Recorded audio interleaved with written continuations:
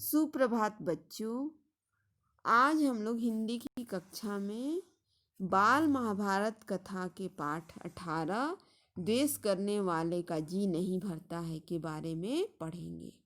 बाल महाभारत कथा में अभी तक हमने पढ़ा कि पांडव जो हैं वो वन को जा चुके हैं।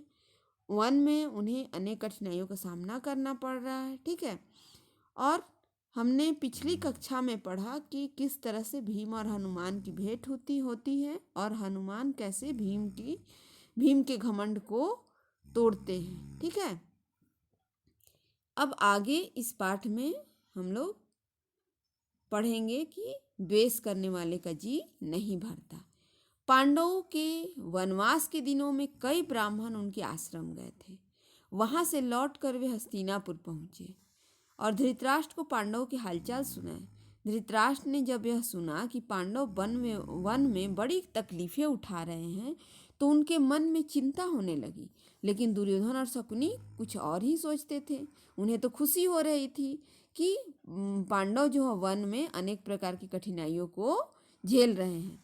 कर्ण और शकुनी दुर्योधन की चापलूसी किया करते थे, किंतु दुर्योधन को भला इतने से संतोष कहाँ होता।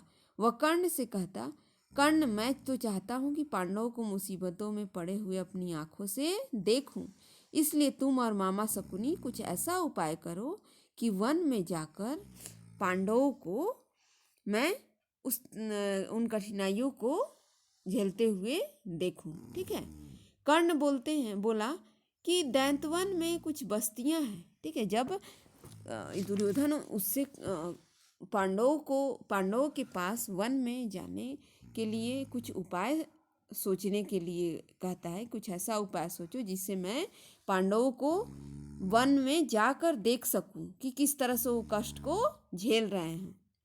तो उस पर कर्ण बोलता है कि दैत्यवन वन में कुछ बस्तियां हैं जो हमारे अधीन हैं।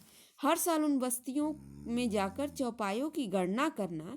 चौपायों मतलब 4 पैरों वाले जो जानवर होते हैं उनकी गणना मतलब गिनती करना राजकुमारों का ही काम होता है।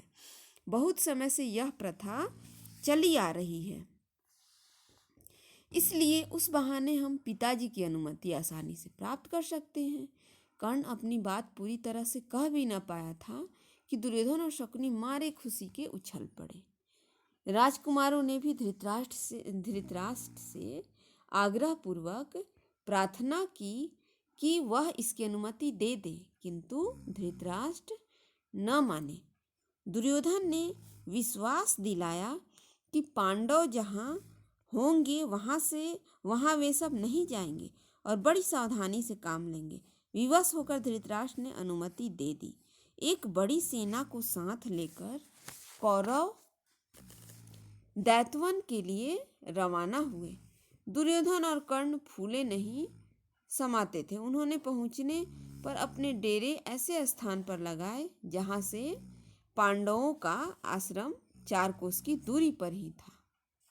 गंधर्वराज चित्रसेन भी अपने परिवार के साथ उसी जलाशय के तट पर डेरा डाले हुए थे। दुर्योधन के अनुचर जलाशय के पास गए और किनारे पर तंबू गाड़ने लगे। इस पर गंधर्वराज के जो नौकर थे वो बहुत बिगड़े और दुर्योधन के अनुचरों की उन्होंने खूब खबर ली। वे कुछ न कर सके और अपने प्राण लेकर भाग खड़े हुए। दुर्योधन के जो अनुचर थे वे उनका मुकाबला नहीं कर पाए और वो वहाँ से भाग गए। दुर्योधन को जब इस बात का पता चलता है कि तो वह उसके मतलब क्रोध की सीमा न रहती, वो बहुत ज़्यादा अपने अनुचरों पर क्रोधित हो जाता है। फिर वो क्या करता है कि वो अपनी सेना लेकर के तालाब की ओर बढ़ता है। वहाँ उसके पहुँचते ही गंधर्व और कौरव की सेना जो है वो आपस में भिड़ जाती है। उनमें युद्ध होने लगता है। घोर संग्राम छिड़ जाता है। यहाँ तक कि कर्ण जैसे महारथियों के भी रथ और अस्त्र जो है चूर चूर हो जाते हैं और वे उल्टे पांव वहाँ से भाग खड़े होते हैं। अकेला दुर्योधन लड़ाई के मैदान में अंत तक डटा रहता है। गंधर्वराज चित्रसेन जो हैं उसे पकड़ लेते हैं, फिर रस्सी से बांधकर उसको अपने रथ पर बैठा लेते हैं और शंख बजाकर विजय घोष करते हैं। जब युधिष्ठिर को इस बात का पता चलता है कि दुर्योधन और उसके साथी जो हैं अपमानित हुए हैं, तो उसको मतलब गंभीरता से लेते हैं और अपने भाई भीमसेन को कहते हैं कि ये तो क्या है, हमारे कुटुंबी ही है। कुटुंबी मतलब परिवार। तुम अभी जाओ और किसी तरह अपने बंधुओं को गंधर्वों के बंधन से छुड़ा लाओ। युधिष्ठिर के आग्रह पर भीम और अर्जुन क्या करते हैं कि कौरवों की बिखरी हुई सेना को इकट्ठा करते हैं और फिर गंधर्वों पर टूट पड़ते हैं। अंततः गंधर्व राज ने कौरवों को बंधन मुक्त कर दिया। इस प्रकार अपमानित कौरव हस्तिनापुर लौट आते हैं। पांडवों के वनवास के समय दुर्योधन की तो इच्छा राजसूय यज्ञ करने की थी, किंतु पंडितों ने कहा कि धृतराष्ट्र और युधिष्ठिर के रहते उसे राजसूय यज्ञ करने का कोई अधिकार नहीं है। तब ब्राह्मणों की सलाह मानकर दुर्योधन क्या करता है कि राजसूय यज्ञ की जगह वैष्णव नामक यज्ञ करके ही संतोष करता है।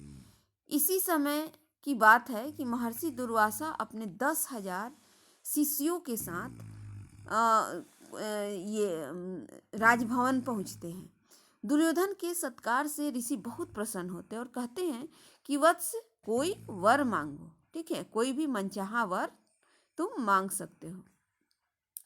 दुर्योधन कहता है कि मुनिवर, प्रार्थना यही है कि जैसे आपने शिष्यों समेत अतिथि बनकर मुझे अनुग्रहित किया है, वैसे ही वन में मेरे भाई पांडवों के यहाँ जाकर उनका भी सत्कार स्वीकार करें और फिर एक छोटी सी बात मेरे लिए करने की कृपा करें। वह यह कि आप अपने शिष्यों समेत ठीक ऐसे समय में युधिष्ठिर के आश्रम में जाएं जब द्रौपदी जो है वो पांडवों एवं उनके परिवार को भोजन करा चुकी होती हो और जब सभी लोग आराम से बैठे विश्राम कर रहे हो, उस समय आप वहाँ जाएं। उन्होंने दुर्योधन की प्रार्थना तुरंत मान ली। दुर्वासा ऋषि अपने शिष्यों के साथ युधिष्ठिर के आश्रम में जा पहुँचे। युधिष्ठिर ने भाइयों समेत ऋषि की बड़ी आवभगत की और उनका सत्कार किया। कुछ देर बाद मुनि ने कहा, अच्छा, हम सब अभी स्नान करके आते हैं, तब तक भोजन तैयार करके रखना। कहकर दुर्वासा शिष्यों समेत नदी में स्नान करने चले गए।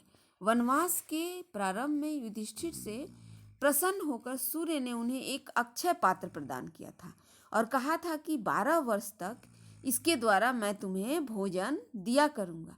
इसकी विशेषता यह है कि द्रौपदी हर रोज चाहे जितने लोगों को भी इस पात्र से भोजन कराए, परंतु जब वह स्वयं भोजन कर चुकेगी तब इस बर्तन की यह शक्ति अगले दिन तक के लिए लुप्त हो जाएगी।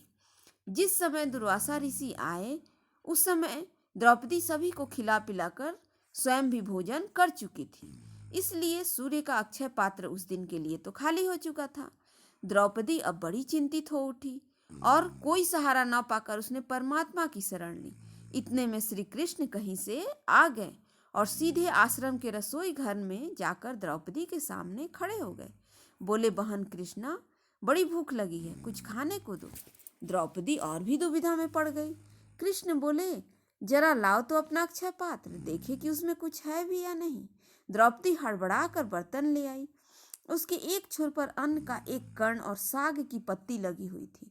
श्री कृष्ण ने उसे लेकर मुंह में डालते हुए मन में कहा, यह भोजन हो, इससे उनकी भूख मिट जाए। द्रौपदी तो यह देखकर सोचने लगी, कैसी हूं मैं कि मैंने ठीक से बर्तन भी नहीं धोया, इसीलिए उसमें लगा हुआ अन्न कण और साग वासुदेव को खाना पड़ा।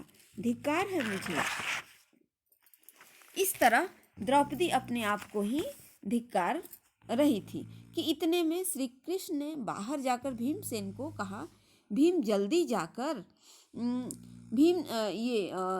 जाकर ऋषि दुर्वासा को शिष्यों समेत भोजन के लिए बुला लाओ। ठीक है। भीमसेन उस स्थान पर गए जहां दुर्वासा ऋषि शिष्यों समेत स्नान कर रहे थे। जब वहां नजदीक जाकर भीमसेन देखते हैं तो दुर्वासा ऋषि का सारा शिष्य समुदाय जो है वो स्नान करके भोजन भी कर चुका है। उसके बाद शिष्य दुर्वासा से ये कह रहे थे कि गुरुदेव, युधिष्ठिर से हम व्यर्थ में कह आए कि भोजन तैयार करके रखें। हमारा तो पेट भरा हुआ है, हमसे उठा भी नहीं जाता। इस समय तो हमारी जरा भी खाने की इच्छा नहीं है। यह सुनकर दुर्वासा ने भीमसेन से कहा, हम सब तो भोजन कर चुके हैं। युधिष्ठिर से जाकर कहना कि असुविधा के लिए हमें क्षमा करें। यह कहकर ऋषि अपने शिष्यों सहित वहाँ से रवाना हो जाते हैं। ठीक है बच्चों, तो ये पाठ आपका यहीं समाप्त होता है। इस पाठ को आप ध्यानपूर्वक पढ़िएगा, ठीक है, और इससे जो भी प्रश्न आपको दिए जा रहे हैं उसको प्रश्नों के उत्तर लिखने का प्रयास कीजिएगा। ओके।